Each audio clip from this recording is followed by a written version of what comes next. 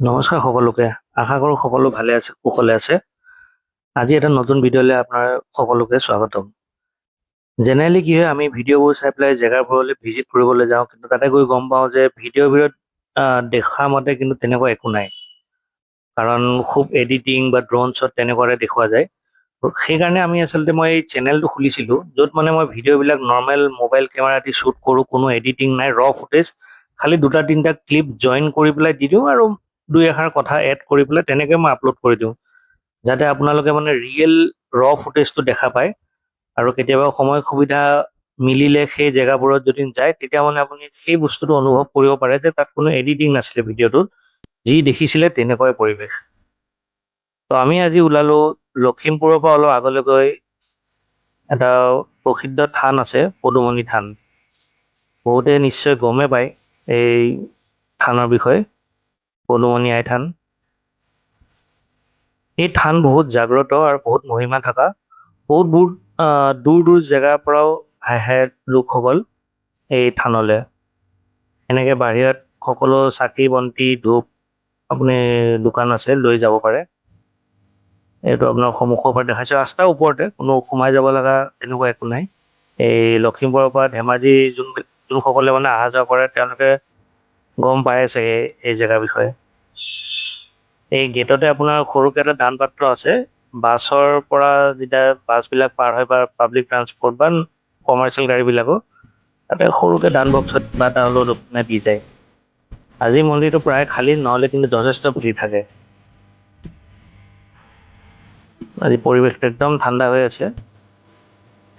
খালি আমি অলপ দেৰিকৈ গৈ পালোঁ, হয়তো পুৱা ভাগত চাগে বহুত মানে আহে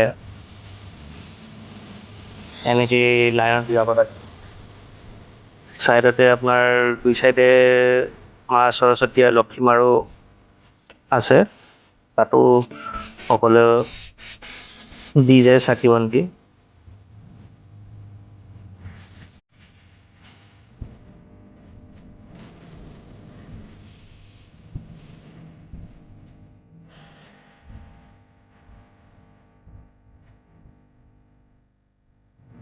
চাকি ধূপ জ্বলাবৰ বাবে গৃহস্থানটো ছাইডতে আছে। ইয়াতে ধুনীয়াকৈ চাকি বন্তি জ্বলাই ধূপ জ্বলোৱা হয় ইয়াতে। আগলৈ গৈ পেলাই আকৌ শিৱ বাবাৰো ইয়াতে ভৰি হাত ধোৱাৰ ব্যৱস্থা। আগলৈ শিৱ বাবাৰো মন্দিৰ আছে, শিৱলিংগ আছে। যোনসকল শিৱ ভক্ত তেওঁলোকে ইয়াতো এটা দৰ্শন দি যায়।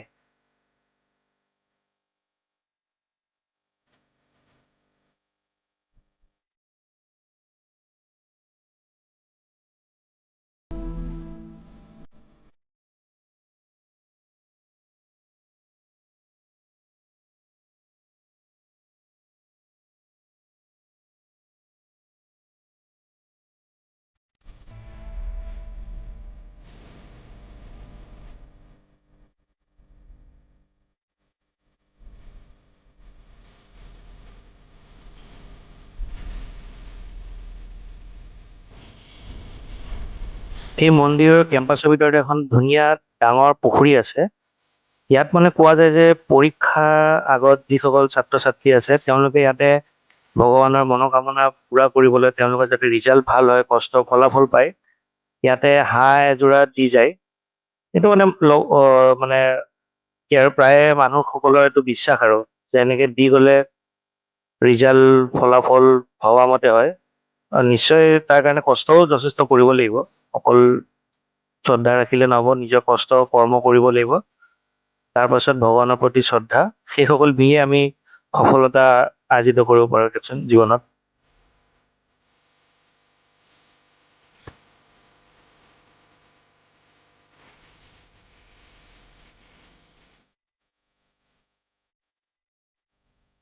লগতে এটা বিবাহ ভৱনো আছে, কিন্তু ইয়াতে খাদ্য অকল ভেজহে হয়, মাছ মাংস নহয়, যিহেতু এইটো ধাৰ্মিক স্থল হয়।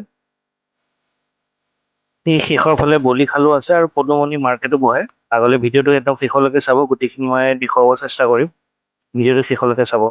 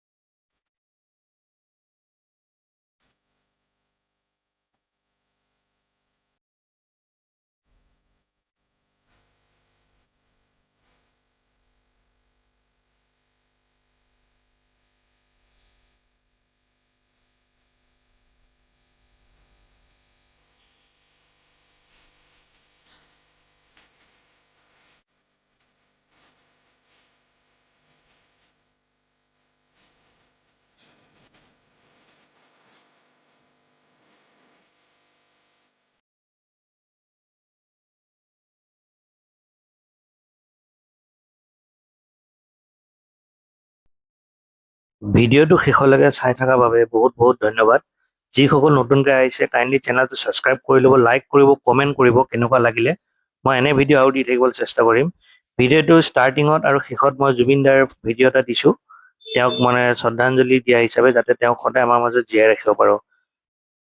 সকলো ভালে থাকিব, সুস্থ থাকিব, নিজৰ স্বাস্থ্যৰ যত্ন ল'ব। ধন্যবাদ, আৰু এটা ব্লগত নিশ্চয় লগ পাম।